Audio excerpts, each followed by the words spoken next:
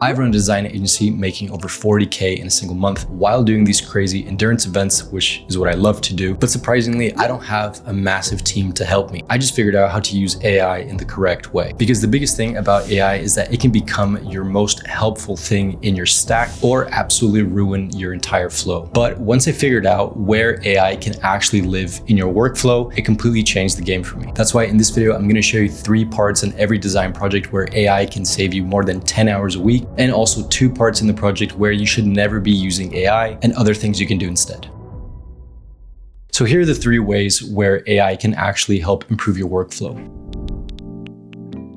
People think that AI is going to replace designers, and a lot of designers are using it in that way, where they put in the brief for the project and they expect to get a final result out of that. And a lot of designers are also either spending way too much time in research or not spending any time at all, and it's quite in an extreme right now. Now, AI is a game changer, but only when it comes to pattern recognition, not necessarily coming up with new creative ideas. Because by design, AI is always going to go back to the mean or to the average, so you're never going to be able to get out of the box crazy ideas. So one of the best ways that you can use AI is to feed competitor websites through Claude or ChatGPT and have the AI spit out things that are similar and pieces of context that can help you in your project in the first few stages. And sometimes when you're just starting out, there are feelings in design that if you haven't been in the game for too long, you can't expressly put it into words. So a lot of the times AI can help you take a design concept and try to think of it in a specific way or put it into words so that you can explain it to your client. And this works super well for me if you are in Framer or in Figma and you're trying to come up with ideas that you can quickly show a client. Well, it's even faster inside of Framer because you don't necessarily need to go from apps and try to figure out what to do. You can just duplicate different sections inside of Framer, have AI give you an analysis of these different types of designs that you've been doing or other designs that you're trying to get research from, and try to compare the ideas right then and there. It's a feedback loop that allows you to move super quickly with projects, and AI can help you a lot also in the next case.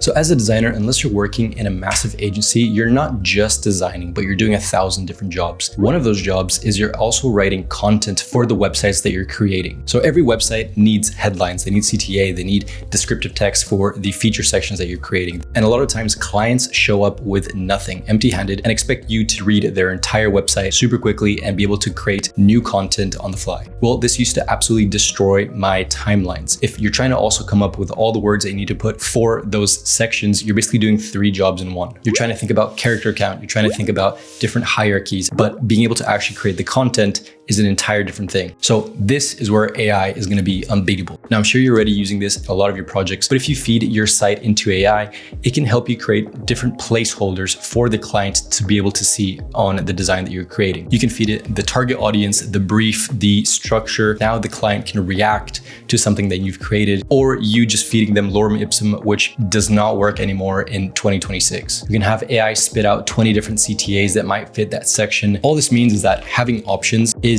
key when it comes to using AI. AI is going to be able to move very quickly, and a lot of the times it is going to be slop, but you can dictate what you can use and what you cannot use. So research and copy are 2 super important things that designers can and should use AI for. But there's a third one that's even more specific and helps designers get paid faster. So the hardest part in design out of all of this is actually getting your design approved from the client. But what happens when the client sends you just super simple feedback like I don't like it or make it more dynamic? I have personally gotten feedback before where it said make it elegant and discreet, but it isn't a super solid way to talk about feedback. A lot of times clients aren't used to giving feedback to designers, so they don't really know, they don't understand, and they don't know the expectations with feedback. Now this helps if you have a good onboarding and all of that, but a lot of times it slips through. So instead of trying to figure out what on earth the client is trying to talk about or trying to give you feedback for, you just spit it into AI and it can give you 3 different things that the client might be expecting. And now this goes from I have no idea what they're saying to trying to move towards a certain direction. Now, you could just ask the client, but a lot of times you don't want them to get annoyed and you're trying to be as professional as possible without being like, bro, I have no idea what you just said. And that happens to all of us. But now the AI can give me a couple of different ways to move about it, and I can either disagree or I can agree with the assessment. So instead of trying to figure out what the client is saying and staring at a white page for hours, it can give me in a couple of seconds a very quick feedback of what it thinks, and that you can take and try to extrapolate a little bit more. And if you want the exact exact prompts that I'm using for these 3 different workflows,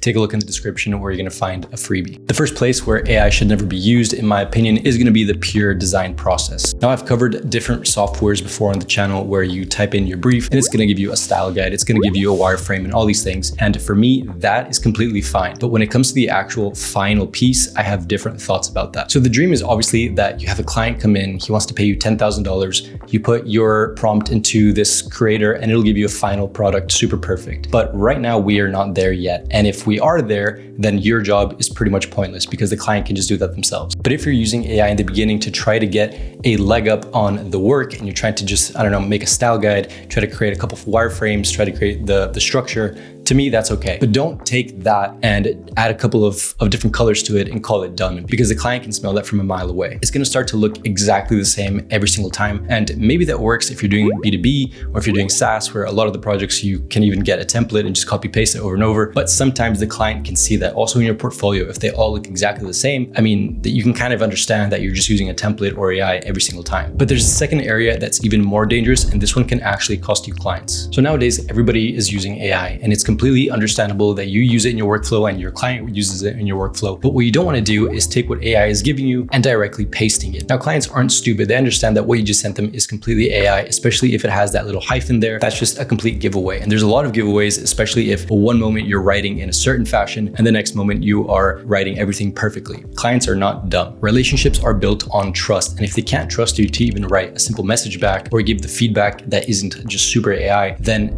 that trust is going nowhere and that relationship is not going to grow, which means you're not going to get referrals, which means that you're just going to stay a small freelancer, and all of this thing just snowballs into staying small. So now that we said that, what's the correct way of talking to clients about AI? Because again, they're probably using it in their day-to-day workflows as well, to write emails, to do their taxes, to do whatever. I'm using it every single day. Everyone is. But when a client asks you, so how to use AI in your workflow, don't just say AI does everything for me, because the first thing that the client is going to be wondering is, why the hell am I paying this person all this money to do it if he's just going to have AI do it for him? Now, I've experienced a couple of these things myself, and you're just sitting there wondering, like, why am I paying someone if I can easily just ask Claude to do this? Well, that's going to go through their mind as well. So the key lies in framing it correctly. Now, I'm going to read here, but this is an example. So instead of saying I use AI to write copy, you can say I have a process for generating options quickly so we can figure out the right direction faster. You're still using AI. They know that you're using AI, but in this way, you're trying to frame it in a way that actually makes sense to use that tool. You're not just saying that you use it because you're lazy. So the work is still yours. The decisions are still yours. You're just using AI as a tool to move faster and to make decisions a little bit faster. Now, everything I just said in this video about how to talk to clients only matters, of course, if you actually have clients. So go ahead and watch this next video where I break down the daily ritual that matters for you to get consistent web design clients.